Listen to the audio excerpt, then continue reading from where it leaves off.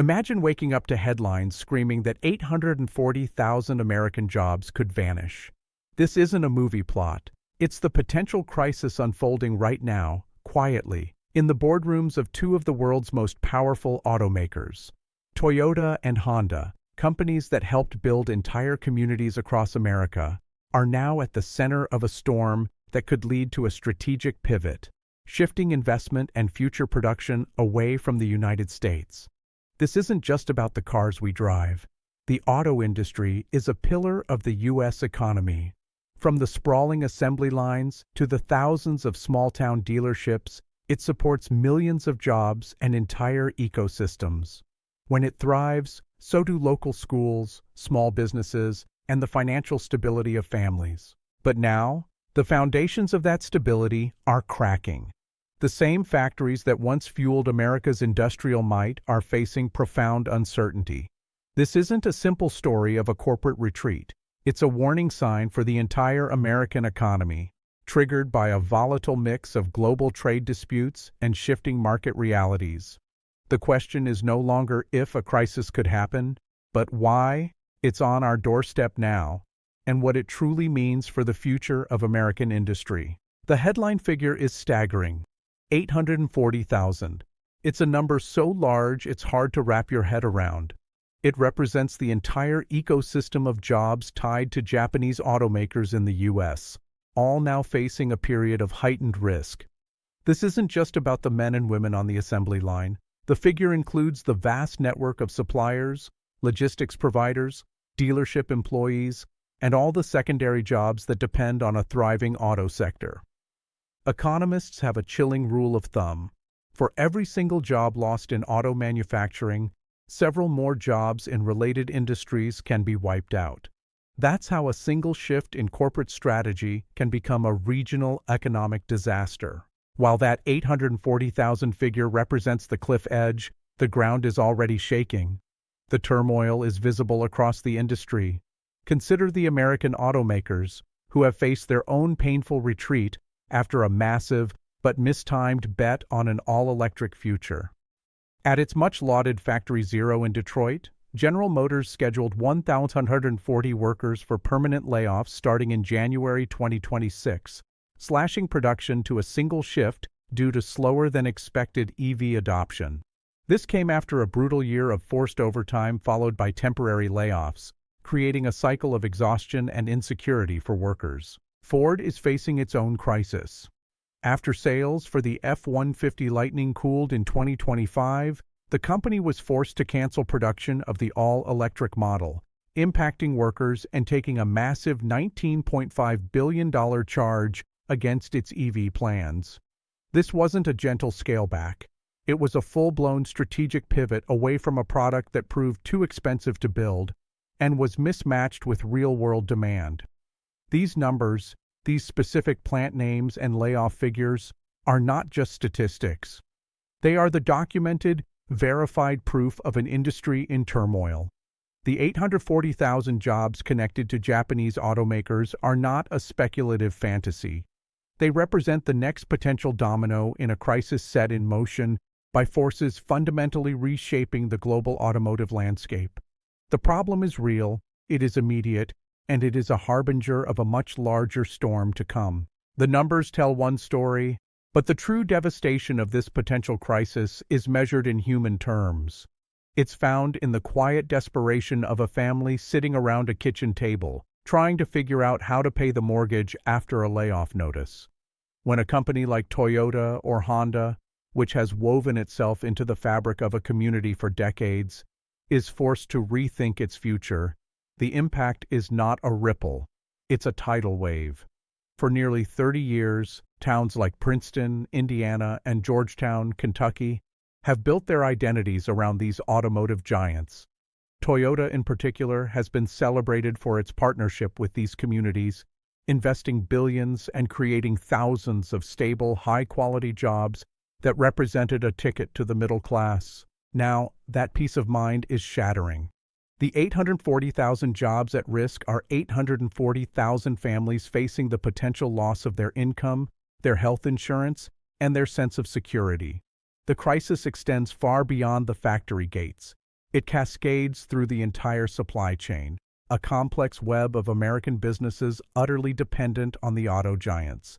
Imagine a small, family-owned stamping plant in Michigan, or a trucking company in Kentucky whose entire business model is built around delivering parts for Toyota. When an automaker's investment strategy shifts, contracts don't just shrink, they can vanish. These secondary businesses, which employ hundreds of thousands of Americans, are often the first to feel the pain, forced into their own rounds of layoffs or, worse, complete closure. This is the multiplier effect that economists warn about. And local governments are the next to be hit.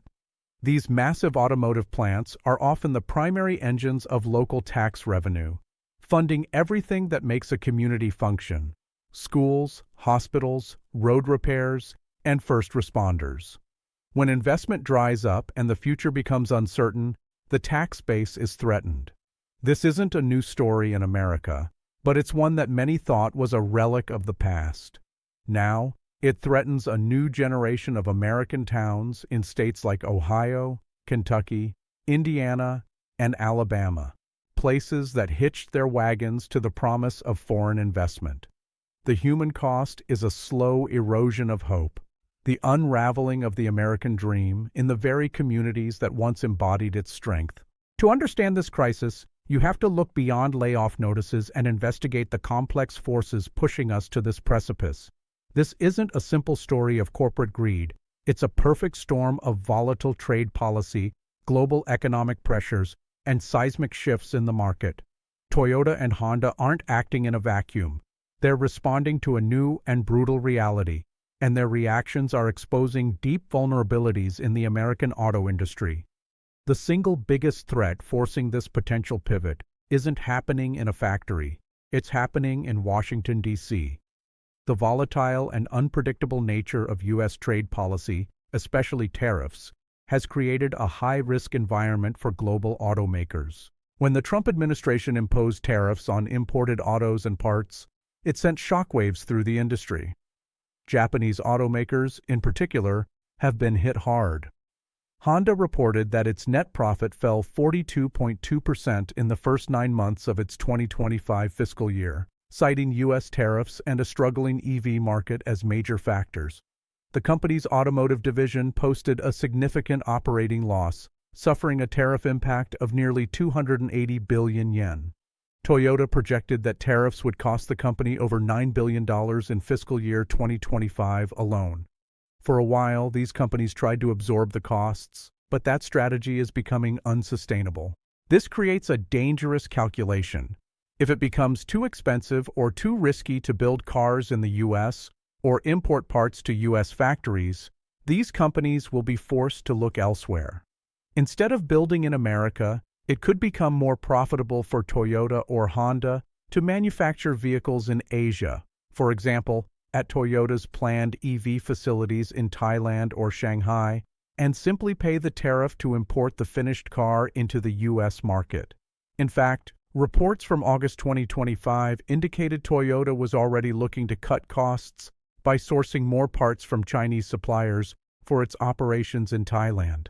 This threat is amplified by the upcoming 2026 joint review of the United States-Mexico-Canada Agreement, USMCA. Analysts widely expect U.S. officials to push for even stricter rules, creating more uncertainty for companies trying to manage deeply integrated North American supply chains. This constant threat of changing rules makes long-term, multi-billion-dollar investments in the U.S. a massive gamble. While tariffs create the push, the recent EV market bust created the strategic opening. For years, American automakers like GM and Ford went all in on an electric future, betting billions on a rapid transition. But they misread the market. As of early 2026, the promised EV boom has sputtered. After a brief spike before federal tax credits expired at the end of September 2025, sales of battery electric vehicles, BEVs, fell to less than 6% of the market in the following months. For the first time, the annual market share of BEVs declined. The high costs, lack of reliable charging infrastructure, and shifting political winds left American automakers with idle factories and billions in losses. Meanwhile, Toyota and Honda played the long game. They never abandoned their popular and profitable hybrid vehicles. Now, as GM and Ford are in a painful retreat, Toyota is doubling down on what works, announcing a $912 million investment to boost hybrid production capacity across 5 U.S. plants.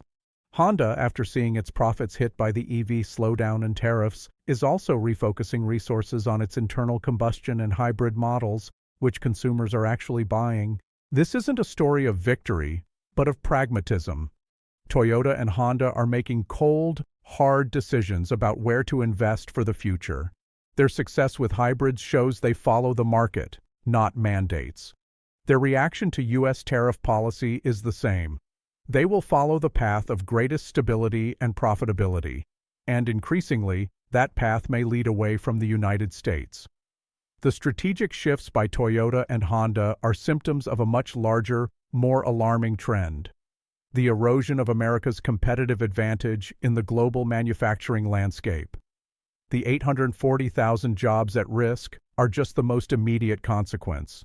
The deeper issue is that the United States is becoming a less predictable, more volatile, and more expensive place to build things. For decades, the formula was simple: build in the U.S. to sell in the U.S., the world's most lucrative consumer market. But that formula is breaking down, largely due to a crisis of policy inconsistency. The whiplash on EV mandates is a prime example. The government pushed an aggressive transition, only to see the market reject it, leaving automakers who complied with billions in sunk costs. Now, the constant threat of new tariffs and shifting trade rules under the USMCA adds another layer of chaos. For a global corporation making a 20-year investment decision, this level of political and regulatory volatility is poison. Other nations are playing the game better, offering stable, long-term industrial policies that attract manufacturing investment. If the world's most efficient car makers, companies renowned for their long-term thinking, no longer see the United States as the optimal place for future investment, it sends a chilling message to every other global industry. When a nation loses its industrial base, it loses more than just jobs. It loses critical skills, control over its own supply chains, and the capacity for innovation born on the factory floor. The hollowing out of manufacturing is a direct threat to national security and long-term economic sovereignty. The 840,000 jobs are a warning flare, illuminating a dangerous path toward industrial decline. The American auto industry is at a terrifying crossroads. The forces of global competition, volatile domestic policy, and pragmatic corporate strategy have converged to create a crisis that threatens our industrial base. The 840,000 jobs hanging in the balance are not a statistic. They represent a profound threat to the prosperity of countless American communities. We've seen how unpredictable tariff policies have cost Japanese automakers billions, forcing them to reconsider their long-term U.S. commitment. We've seen how the American-led EV bust created market chaos, rewarding the more cautious hybrid strategies of Toyota and Honda. And we've confronted the troubling reality: the United States is at risk of losing its competitive edge, becoming a less stable place for manufacturers to invest. The decisions being made in the boardrooms of Toyota and Honda are a reflection of this new reality.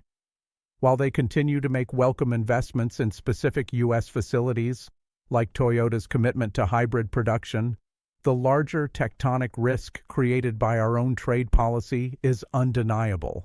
These investments, while significant, may not be enough to offset a broader strategic pivot if the business environment doesn't stabilize. There are no easy solutions. This requires a fundamental rethinking of American industrial policy. It demands a stable, predictable regulatory environment that encourages long-term investment rather than scaring it away. And it requires an honest acknowledgement that in the brutal arena of global manufacturing, you must create an environment where companies want to compete and win. The future of the American worker, the health of our communities, and the strength of our national economy hang in the balance. The world will not wait for America to get its house in order. if we fail to create a strategy that makes our nation the most attractive place for global manufacturers to build, then the slow fading of one of our most vital industries may become inevitable.